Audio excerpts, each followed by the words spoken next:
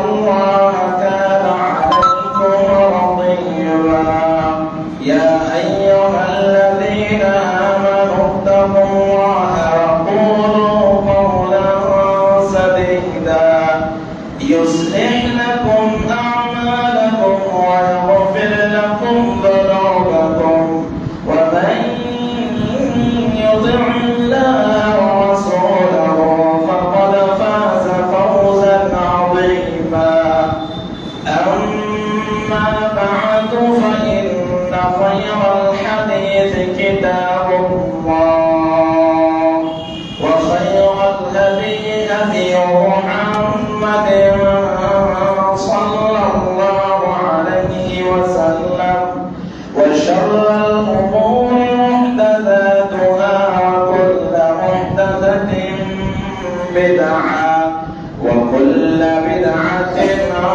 ضلالة وكل ضلالة في النار. أعوذ بالله من الشيطان الرجيم وإن من شيعته لإبراهيم إذ جاء ربه بقلب سليم إذ قال لأبيه وقومه ماذا تعبدون أئفكا آلهة دون الله تريدون فما ظنكم برب العالمين فنظر نظرة في النجوم فقال إني سقيم فتولوا عنه مدبرين. প্রশংসা আছে মহান করুণাময় রব্বুল ইজ্জাতের, যে আল্লাহ রাব্বুল আলামিনের অশেষ দয়ায় আমরা জুমার সালাত আদায়ের উদ্দেশ্যে সমবেত হতে পেরেছি। তাই আমরা আল্লাহ রাব্বুল আলামিনের শুকরিয়া আদায় করি, সকলেই বলি আলহামদুলিল্লাহ। অতঃপর আমাদের শেষ নবী মুহাম্মদ সাল্লাল্লাহু আলাইহি ওয়াসাল্লামের উপর সালাত ও সালাম বর্ষিত হোক। আল্লাহুম্মা সাল্লি আলাইহি ওয়া বারিক আলাইহি। মুহতারাম ওয়া মুকাররাম, সংক্ষিপ্ত সময়ে আজকে জুমার খুতবায় আলোচ্য বিষয় হিসাবে চয়ন করেছি ইব্রাহিম আলাইহিস সালাতু ওয়াস সালামকে আগুনে নিক্ষেপ করার ঘটনা। তার পূর্বে আমাদেরকে তার জীবনী কিছুটা জানতে হবে, এতে আমাদের জন্য শিক্ষা রয়েছে। আল্লাহ রাব্বুল আলামিন বলেন ফাকসুসিল কাসাসা লাআল্লাহুম ইয়াতাফাক্কারুন, জনগণকে কোরআনের যেগুলো ঘটনা সেগুলো পড়ে শোনাও, যাতে করে তারা বুঝতে পারে, সেটাকে অনুধাবন করতে পারে। তো কোরআনের কাহিনীতে এতে শিক্ষা রয়েছে, আল্লাহ রাব্বুল আলামিন বলছেন। আমরা আরম্ভ করছি ইব্রাহিম আলাইহিস সালাতু ওয়াস সালাম। এনার বাবার নাম হলো আজার। ইনি জন্মগ্রহণ করেন ইরাকের বাবিলন নামক শহরের দোর নামক গ্রামে, যেটা এখন বর্তমানে ইরাকের বাগদাদে অবস্থিত। ইব্রাহিম আলাইহিস সালাতু ওয়াস সালামের বাবা ছিলেন তৎকালীন বাদশা নমরুদের প্রধান মন্ত্রী বা তার মন্ত্রীর খুব নিকটবর্তী লোক। ইব্রাহিম নবীর বাবার কাজ ছিল নিজ হাতে পাথর খোদাই করে মূর্তি নির্মাণ করা। এই একজন পুরোহিত মূর্তি পূজকের ঘরে আল্লাহ রাব্বুল আলামিন তাওহীদের শিকড়ের ভিত্তি রাখলেন। ইব্রাহিম আলাইহিস সালাতু ওয়াস সালাম মূর্তি পূজকের ঘরে বেড়ে উঠতে আরম্ভ করলেন। এক পর্যায়ে ইব্রাহিম নবী যখন বড় হলেন, বলতে শিখলেন, তখন তিনি তিনার বাবাকে বললেন, আব্বা, আমি দেখি আপনি যেগুলোকে পাথরকে খোদাই করেন নিজের হাতে, তারপরে কান বানান, নাক বানান, মাথা বানান, আবার আপনি ওই মূর্তির আগা দিকে কি করে মাথা নত করেন, মূর্তির কাছে কি করে আপনি প্রার্থনা করেন, মূর্তিকে আপনি কিভাবে ইবাদত করেন, এটা আমার বুঝে আসে না। এই কথা আল্লাহ রাব্বুল আলামিন বলছেন, ওয়াতু আলাইহিম নাবা ইব্রাহিম, হে নবী মুহাম্মদ সাল্লাল্লাহু আলাইহি ওয়াসাল্লাম, জনগণকে আপনি ইব্রাহিমের বৃত্তান্ত ঘটনা পড়ে শুনিয়ে দিন। কি ইয ক্বালা লিআবিহি ওয়া কওমিহি মাযা তা'বুদুন, যখন ইব্রাহিম আলাইহিস সালাতু ওয়াস সালাম তার বাবাকে বললেন, ইয ক্বালা লিআবিহি ইয়া আবাতি, হে আমার পরম শ্রদ্ধেয় পিতা, লিমা তা'বুদু মা লা ইয়াসমাউ, আপনি ওই বস্তুর সামনে বা ওই বস্তুকে কিভাবে আহ্বান করেন যিনি আপনার ডাকে সাড়া দেয় না। যাকে আপনি ডাকেন ও তো আপনার ডাকে সাড়া দেয় না, এমন জড় বস্তুর সামনে আপনি কিভাবে পূজা পাঠ করেন, এর কাছে কিভাবে আপনি দোয়া করেন। লিমা তা'বুদু মা লা ইয়াসমাউ ওয়া লা ইউবসিরু, সেই জড় বস্তু, সেই মূর্তি তো দেখেও না, ওয়ালা ইউগনি আনকা শাইআ, এবং আপনার কোনো উপকার করে না। বিধায় আপনি এরকম জড় বস্তু, যে দেখে না, যে কথা বলে না, যে নড়াচড়া করে না, এরকম বস্তুর সামনে আপনি কি করে মাথা নত করেন, কি করে একে আপনি এর ইবাদত করেন। এ কথা আল্লাহ রাব্বুল আলামিন তুলে ধরেছেন। এখানে যেটা শিক্ষা পাওয়া যায় সেটা হলো এই, বাবার সাথে ইব্রাহিম আলাইহিস সালাতু ওয়াস সালাম খুব নম্রভাবে কথা বলছেন। পৃথিবীর যুবক শুনে রাখো, বাবা যদি হিন্দু হয়, বাবা যদি মুশরিক হয়, বাবা যদি আপনার কাফের হয়, তারপরেও বাবাকে বাবার সম্মান দিতে হবে, বাবার সামনে মাথা নত করে কথা বলতে হবে, বাবার সামনে ঘাড় উঁচু করে, কণ্ঠ উঁচু করে, একেবারে হটকারিতা প্রদর্শন করে কথা বলা যাবে না। বাবা হিন্দু হয়, মা যদি মুশরিকা হয়, কাফের হয়, তারপরে মা বাবা। এখানে ইব্রাহিম নবী একজন মূর্তি পূজক বাবাকে কিভাবে আদর করে কথা বলছেন, নম্রতার সাথে, ভদ্রতার সাথে। ইয়া আবাতি, ইয়া আমার প্রাণ শ্রদ্ধেয় পিতা, লিমা তা'বুদু মা লা ইয়াসমাউ ওয়া লা ইউবসিরু ওয়া লা ইউগনি আনকা শাইআ, ইয়া আবাতি ইন্নী ক্বাদ জাআনি মিনাল ইলমি, হে আমার আব্বা, আমার কাছে আকাশ থেকে এমন জ্ঞান এসেছে যে জ্ঞান আপনার কাছে আসেনি। সুতরাং ফাত্তাবি'নি, আপনি আমার অনুসরণ করুন।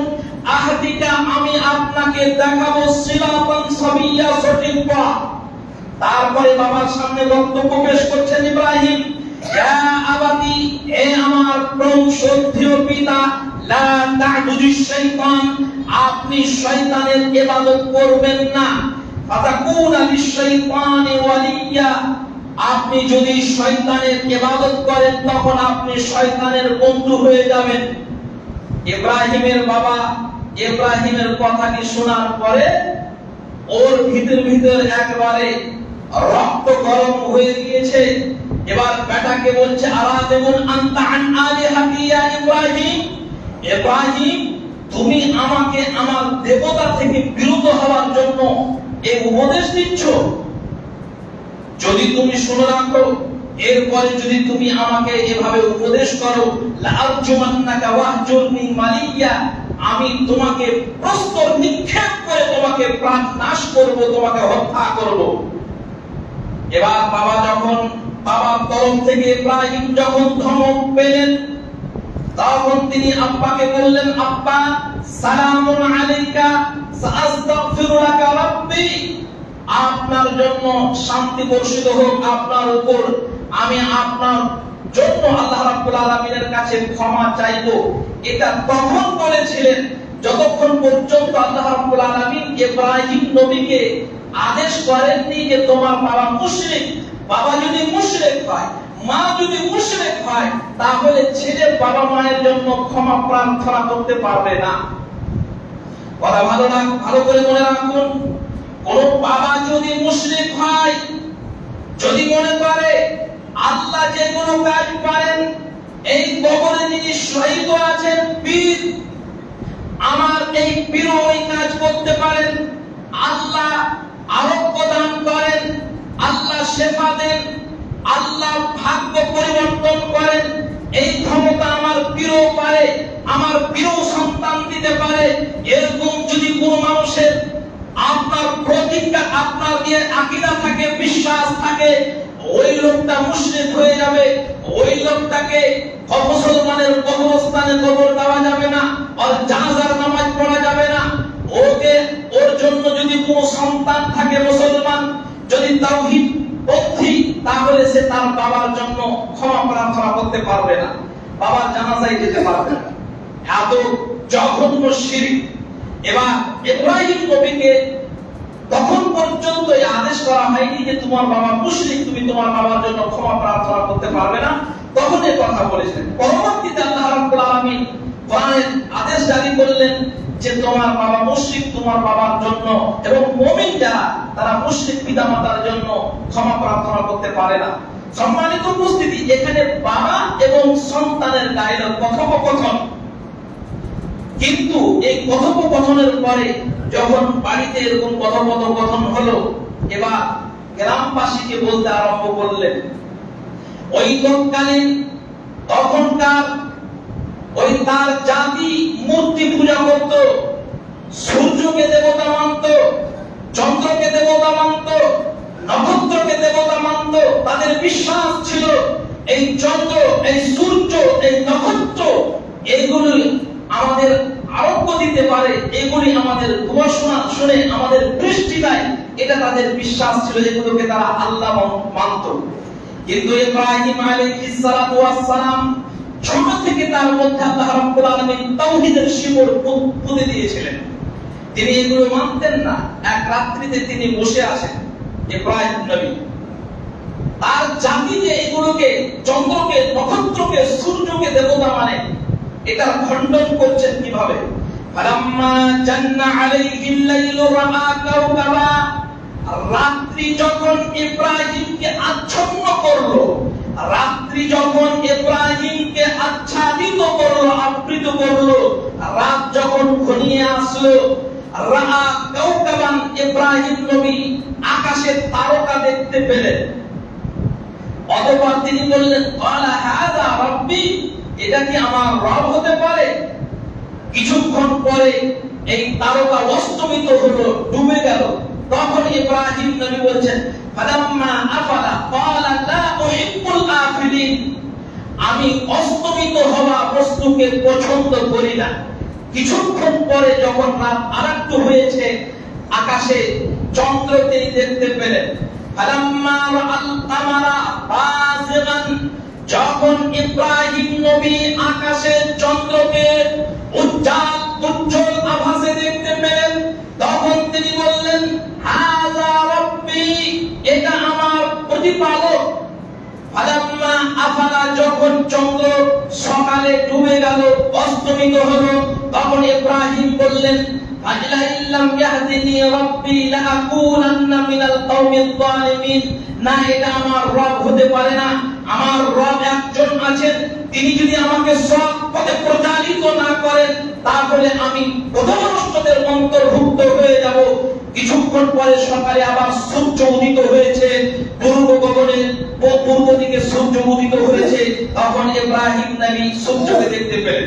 ফালাম্মা রাআশ শামসা বাযিগাতান ক্বালা হাযা রাব্বি ওয়া হাযা আকবার, যখন ইব্রাহিম সূর্যকে উজ্জ্বল আভাসে উদিত হওয়া দেখলেন, তখন তিনি বললেন, হাযা রাব্বি, এটা হলো আমার প্রতিপালক। এটা কি আমার প্রতিপালক হতে পারে? ওয়া হাযা আকবার, এই যে নক্ষত্র থেকে, আপনার চন্দ্র থেকে এই সূর্যটা তো বড়, এটা হতে পারে কি আমার রব? ফালাম্মা আফালা যখন সূর্য পশ্চিম গগনে অস্তমিত হলো, যখন সূর্য পশ্চিমে আপনার ডুবে গেল, তখন বলল ফালাম্মা আফালাত ক্বালা ইয়া কওম ইন্নী বারিউম মিম্মা তুশরিকুন, হে আমার জাতি, তোমরা যে সূর্যকে মাবুদ মনে করো, চন্দ্রকে যে মাবুদ মনে করো, নক্ষত্র রাশিকে তোমরা যে মাবুদ মনে করো, আমরা তোমাদের এই মাবুদ থেকে আমি সম্পর্ক ছিন্ন করছি। অবশ্যই আমার একজন পালনকর্তা আছে, আমি তার দিকে মুখমণ্ডলকে ঘুরিয়ে নিলাম। ইন্নী ওয়াজ্জাহতু ওয়াজহি, আমি আমার মুখমণ্ডলকে ফিরিয়ে নিলাম লিল্লাযী, ওই সত্তার দিকে, ফাতারাস সামাওয়াত, যিনি নভমণ্ডলকে, ফাতারাস সামাওয়াতি ওয়াল আরদা, নভমণ্ডলকে, ভূমণ্ডলকে, নভমণ্ডলকে সৃষ্টি করেছেন। ফাইন্নী ওয়াজ্জাহতু ওয়াজহিয়া লিল্লাযী ফাতারাস সামাওয়াতি ওয়াল আরদা হানিফা, একনিষ্ঠভাবে, ওয়া আনা মিনাল মুশরিকিন, আমি মুশরিকদের অন্তর্ভুক্ত না। এটা তার জাতিকে বললেন যে তোমরা যে এই মূর্তিকে পূজা মনে করো আর এই চন্দ্রকে মানো, এগুলো রব হতে পারে না। এবার এই কথাটা আস্তে আস্তে আস্তে আস্তে রাজ দরবারে পৌঁছে গেল। তৎকালীন বাদশা ছিল নমরুদ, সারা পৃথিবীর সে রাজত্ব করত।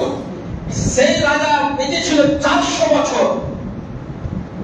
তখন ওই দাবি করত যে আমি হলাম রব, আমি হলাম ইলাহ, আমি হলাম উপাস্য, জনগণ আমার ইবাদত করবে। কিন্তু তার কানে যখন পৌঁছে গেল ইব্রাহিম নামক একজন যুবক এরকম করে এগুলোকে মানে না, মূর্তি পূজা মানে না, চন্দ্রকে মানে না, চন্দ্র পূজা মানে না, তখন সে তাকে ডেকে পাঠালো, যাও ইব্রাহিমকে আমার সামনে নিয়ে আসো। ইব্রাহিমকে যদি আমি এনে কি করব, আমার সামনে সাইজ করব, যদি তাকে আমি না সাইজ করি তাহলে তো আমার গতি চলে যাবে। এবার এই কথা আল্লাহ রাব্বুল আলামিন বলছেন, আলাম তারা ইলাল্লাযী হাজ্জা ইব্রাহিমা ফি রাব্বিহি, হে নবী আপনি কি দেখেন ওই ব্যক্তিকে যে ব্যক্তি ইব্রাহিমের সাথে তর্কে লিপ্ত হলো তার রবের ব্যাপারে। আন আতাহুল্লাহুল মুলকা, যে ব্যক্তিকে আল্লাহ রাব্বুল আলামিন রাজত্ব প্রদান করেছিলেন। এবার যখন ইব্রাহিমকে ওই নমরুদের সামনে, আরেকটি কথা মনে রাখবেন, তৎকালীন ইরাকের বাদশাদেরকে বলা হতো নমরুদ। এবার যখন ইব্রাহিমকে ওই নমরুদের সামনে উপস্থিত করা হলো, তখন নমরুদ বলছেন قال إبراهيم إذ قال إبراهيم ربي الذي يحيي ويميت, বাদশা বলল ইব্রাহিম তোমার রবকে, তোমার মালিককে, তোমার স্রষ্টাকে। ইব্রাহিম আলাইহিস সালাম বলছেন রব্বি আল্লাযী ইউহয়ী ওয়া ইউমীত, আমার রব হলেন, আমার সৃষ্টিকর্তা হলেন, আমার পালনকর্তা হলেন তিনি, যিনি আমাকে জীবিত করেন এবং মৃত্যু দান করেন। তখন কথা শোনার পরে বাদশা নমরুদ তখন বলল আনা উহয়ী ওয়া উমীত, আমিও মানুষের জীবন দান করতে পারি এবং মানুষকে মৃত্যু দিতে পারি। জেলখানা থেকে দুটো ফাঁসির আসামিকে ডেকে পাঠা হলো, ডেকে পাঠার পরে একজনকে ধরে হত্যা করলো, আর একজনকে ছেড়ে দিল, দিয়ে বলছে দেখো ইব্রাহিম আমিও মারতে পারি, আমিও জীবিত করতে পারি। এবার যখন ইব্রাহিম দেখলো যে এ তো তর্ক করছে, তখন ইব্রাহিম আলাইহিস সালাম বলেন قال إبراهيم فإن الله يأتي بالشمس من المشرق فأتي بها من المغرب, আমার রব সূর্যকে প্রত্যেকদিন সকাল বেলায় পূর্ব গগনে উদিত করেন, তুমি একদিনের জন্য এই সূর্যকে পশ্চিম দিক থেকে উদিত করো, তুমি এই সূর্যকে পূর্ব দিকে না উঠিয়ে তুমি কি করো, পশ্চিম দিক থেকে উঠাও। আল্লাহ রাব্বুল আলামিন বলেছেন যেমনই এই কথা বলা, ইব্রাহিম ফাইন্নাল্লাহ ইয়াতি বিশ-শামসি মিনাল মাশরিক ফাতি বিহা মিনাল মাগরিব ফাবুহিতাল্লাযী কাফার, হাক্কা বাক্কা হয়ে গেল, হতভম্ব হয়ে গেল, হতবাক হয়ে গেল, নিরুত্তর হয়ে গেল, তার কাছে কোনো উত্তর থাকলো না যে কি আর বলবে। যখন দেখলো এই সন্তানকে তো পারা মুশকিল, এ তো একবারে আমাকে নিরুত্তর করে দিচ্ছে, আমাকে দমিয়ে দিচ্ছে, তখন এক পর্যায়ে বলল উবনু লাহু বুনিয়ানান, আরে আরে আরে এই ছেলের জন্য কি করো, একটা তোমরা অগ্নিকুণ্ড তৈরি করো। তার আগের কথা এবার ইব্রাহিম নবী তার জাতিকে বলছেন ও আমার জাতি শোনো, ইন ক্বালা লিআবিহি ওয়া কওমিহি মাযা তা'বুদুন, তোমরা যে এই মূর্তিগুলোর সামনে মাথা নত করো, এটা কিসের জন্য করো? মা হাযিহি তামাসিল, এই মূর্তিগুলো কি? আল্লাতী লাহা আকিফুন, যাদের ইবাদতে তোমরা রত থাকো। ক্বালু ওয়াজাদনা আবানা, ইব্রাহিম শোনো, আমরা এই মূর্তিগুলোকে ইবাদত করতে দেখেছি, আমার বাপ দাদা এই মূর্তিগুলোর ইবাদত করত, বিধায় আমরা এদের ইবাদত করি। এটা হলো সবচেয়ে খারাপ উত্তর আমাদের মাঝে আছে। আমার বাপ দাদাকে দেখেছি করতে, বিধায় আমরা করছি। শরীয়ত বাপ দাদার দোহাই দিয়ে চলে না। শরীয়ত কোন বুজুর্গের দিন, ধর্মের দিন, নেতা ধর্মের দোহাই দিয়ে ধর্ম চলে না। ধর্ম চলে একমাত্র রাসূলুল্লাহ সাল্লাল্লাহু আলাইহি ওয়াসাল্লামের সুন্নাহ পদ্ধতিতে। অতএব আমাদের কাছে যখনই চলে আসবে কোরআন হাদিস, আমাদের বাপ দাদার ধর্মকে ত্যাগ করে দিতে হবে, কোরআন হাদিসের সামনে মাথা নত করতে হবে। এবার তার জাতি বলল যে না, আমরা বাপ দাদাকে দেখেছি তাই আমরা করছি। তখন ইব্রাহিম বললেন, তাদের ওই জাতি, ইব্রাহিম নবীর জাতির একটা দিন পালন করত, মেলা লাগতো, ওই ধর্মীয় উৎসবে তারা সবাই যেত। ইব্রাহিমকে ডাক দেওয়া হলো, ইব্রাহিম চলো, আমাদের সাথে চলো, ওই মেলাতে যোগদান করো। ইব্রাহিম বললেন না, আমি অসুস্থ আছি, মানসিক দিক থেকে আমি অসুস্থ আছি, শারীরিক দিক থেকে যদি না হয় মানসিক দিক থেকে আমি যাব না, তোমরা যাও। তখন মনে মনে ইব্রাহিম বললেন, তোমরা খালি যাও, এই গ্রাম ছেড়ে যাও, তারপর তোমার মূর্তিগুলোর 12টা বাজিয়ে সর্ব আছে। ওয়াল্লাহি লাকিদান্না আসনামাকুম, আল্লাহর কসম আমি এই মূর্তিগুলোর ব্যাপারে একটা কৌশল অবলম্বন করব। বা'দা আন তুওয়াল্লু মুদবিরিন, যখন তোমরা গ্রাম ছেড়ে চলে যাবে। এবার ইব্রাহিম কি করলেন? ফারাগা ইলা আলিহাতিহিম, ইব্রাহিম নবী ওই মূর্তিগুলোর কাছে গমনে গেলেন। তারপরে গিয়ে কি বললেন? ফারাগা ইলা আলিহাতিহিম ফাকালা আলা তাকুলুন, মূর্তিগুলোর সামনে নানা ধরনের খাদ্য ছিল, মিষ্টান্ন ছিল, ফলমূল ছিল। ফলগুলোকে নিচে দিয়ে বলছে, খাও খাও খাও। এই মূর্তি কি খেতে পারে? এই দেবতা কি খেতে পারে? ওকে বলছে যে খাও না, কি হয়েছে, খাও, একটু খাও, একটু করে খাও। মালাকুম লা তাকুলুন ফারাগা ইলা আলিহাতিহিম ফাকালা আলা তাকুলুন, খাচ্ছ না কেন? মালাকুম লা তানতিকুন, আরে খাও না তো খাও না, তোমাদের জিহ্বা দিয়ে কথা কেন বলো না? মালাকুম লা তানতিকুন, আরে কি হয়েছে তোমাদের? মাথা ব্যথা, পেট ব্যথা, কি হয়েছে বলো? তোমরা কথা বলছো না কেন? মালাকুম লা তানতিকুন। এবার যখন কথাও বলে না, খাই না, এতগুলো দামি দামি খাবার, কার রাগ উঠবে না? এবার তখন ফারাগা আলাইহিম দারবাম বিল ইয়ামিন, তিনি ওই মূর্তিগুলোকে এক পাশ থেকে সজোরে আঘাত করতে আরম্ভ করলেন। আঘাত করতে করতে খান খান চুর চুর করে দিলেন। আল্লাহ রাব্বুল আলামিন বলছেন, ফাজআলাহুম জুদাজান, ওই মূর্তিগুলিকে ইব্রাহিম একবারে খান খান করে দিলেন, চূর্ণ বিচূর্ণ করে দিলেন। ইল্লা কাবীরান লাহুম, কিন্তু বড় মূর্তিকে ছেড়ে দিলেন। বড় মূর্তিকে ছেড়ে দিলেন কেন? লাআল্লাহুম ইয়ারজিউন, যাতে করে ওই লোকেরা মেলা থেকে যখন আসবে তখন তারা এই দৃশ্য দেখে তার কাছে ফিরে যাবে। এবার তারা মেলা শেষ করে যখন বাড়িতে আসছে, এসে দেখে ওরে একটা মূর্তি বাদ দিয়ে সবগুলো তো মুখের ঘরে পড়ে আছে। কোনগুলোর হাত ভাঙা, কোনগুলোর পা ভাঙা, কোনগুলোর নাক নেই, কান নেই, এই দশাকে করেছে। তখন তারা বলল, মান ফাআলা হাযা বিআলিহাতিনা ইয়া ইব্রাহিম, ইব্রাহিম আমাদের মূর্তির সাথে কে এরকম আচরণ করেছে? আমরা তো মেলাতে গিয়েছিলাম, তুমি ছিলে, বলো। মান ফাআলা হাযা বিআলিহাতিনা ইয়া ইব্রাহিম, ইব্রাহিম নবী বলেন, বাল ফাআলাহু কাবীরুহুম, আরে এটা কে করেছে? যা হাতে।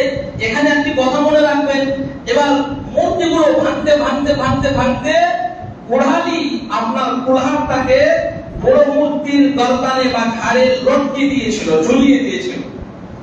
এবার ইব্রাহিম নবী বলছেন বাল ফাআলাহু কাবীরুহুম, এই যে বড় আছে মূর্তি এই করেছে এই কাজ, ফাসআলুহু মিন কানু ইয়াতাকুন, জিজ্ঞাসা করো যদি বলতে পারে তো জিজ্ঞাসা করো, আমাকে জিজ্ঞাসা করার কি লাভ? তোমরা তো একই দেবতা মানো, এর সামনে মাথা নত করো, একে আবার খাবার দাও, সব কিছু দাও, একে জিজ্ঞাসা করো। বাল ফাআলাহু কাবীরুহুম হাযা ফাসআলুহু মিন কানু ইয়াতাকুন। এবার তখন তারা বলছে ইব্রাহিম তুমি তো জানো এরা কথা বলতে পারে না, তারপরে এভাবে কেন আমাদের লজ্জিত করছো কেন? ফারাজাউ ইলা আনফুসিহিম ফাকালু ইন্নাকুম আনতুম যালিমুন, ফারাবা ইন্নাকুম আনতুম যালিমুন। যখন ইব্রাহিম বলছে যে যখন কথা বলতে পারে না তখন তোমরা এদের সামনে মাথা কেন নত করছো? এবার অবশেষে তারা লজ্জিত হলো, থুম্মা নুকিসু আলা রুউসিহিম, মাথাটাকে নত করে নিল। থুম্মা নুকিসু আলা রুউসিহিম ফাকালা মা আলিমতা ইন্না হাউলাই লা ইয়ানতিকুন, তুমি তো জানো এরা কথা বলে না। তারা যখন লজ্জিত হলো অবশেষে তারা কি করলো?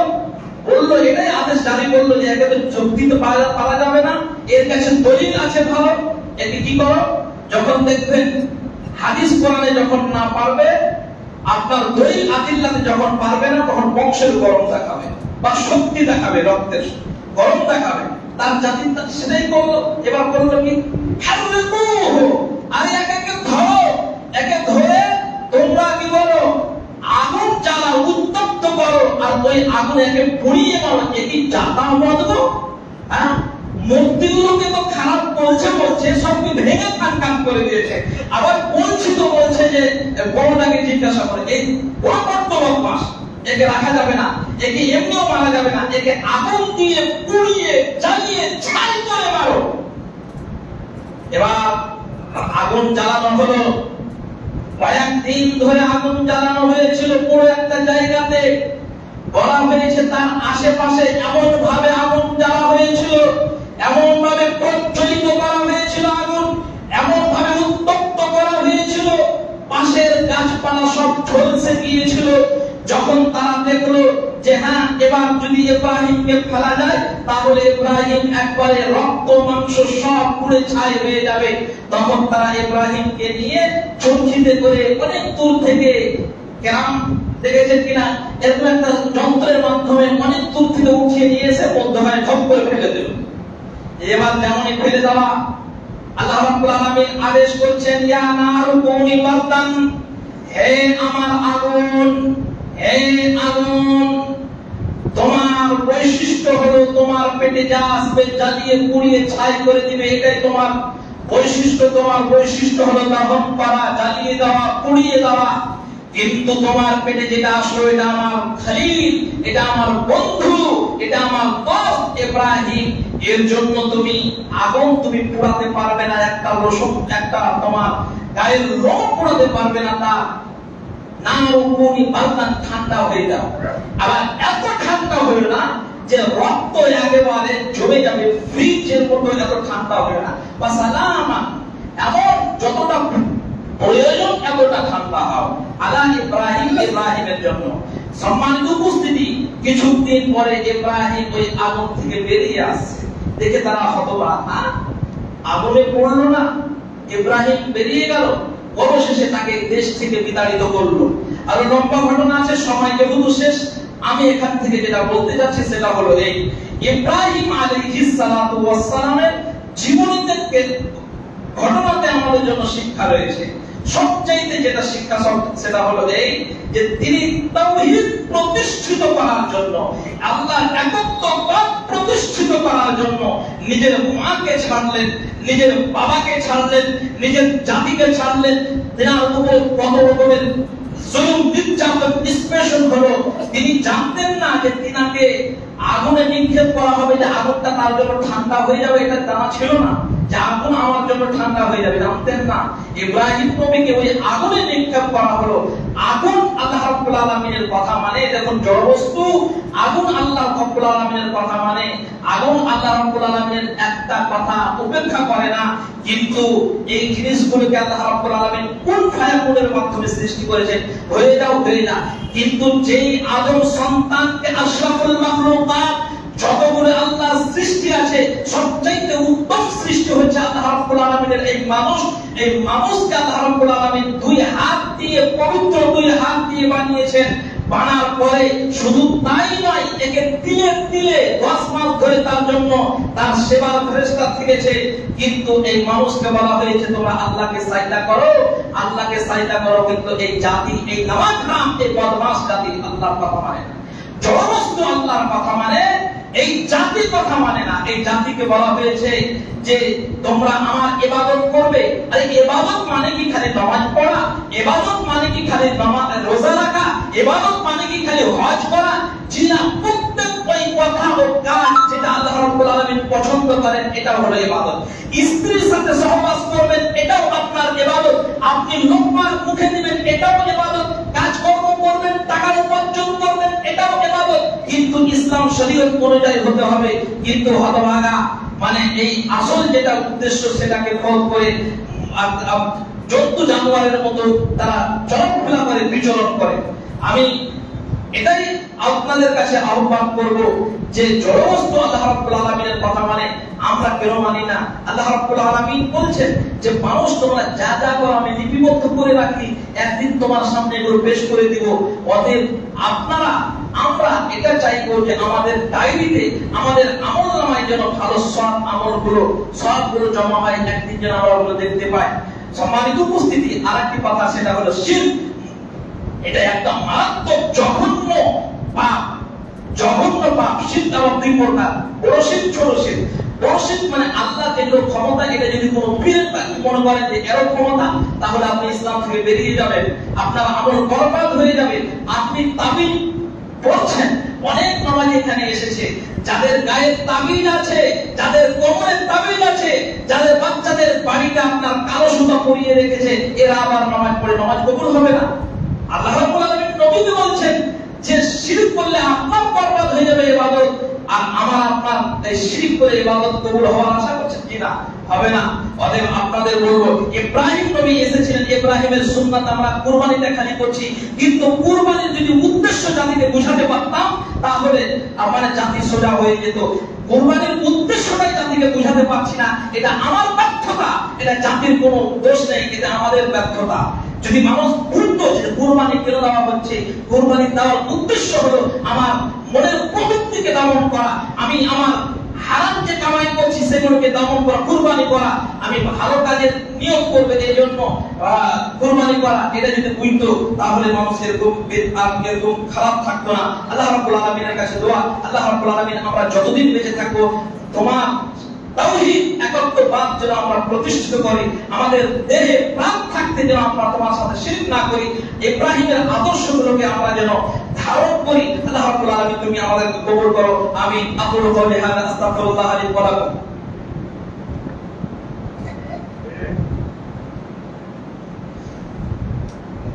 বিসমিল্লাহ ওয়া সালাতু ওয়া সালামু আলা রাসূলিল্লাহ ওয়া আলা আলিহি ওয়া সাহবিহি ওয়া মান ওয়ালা ওয়া বা'দ।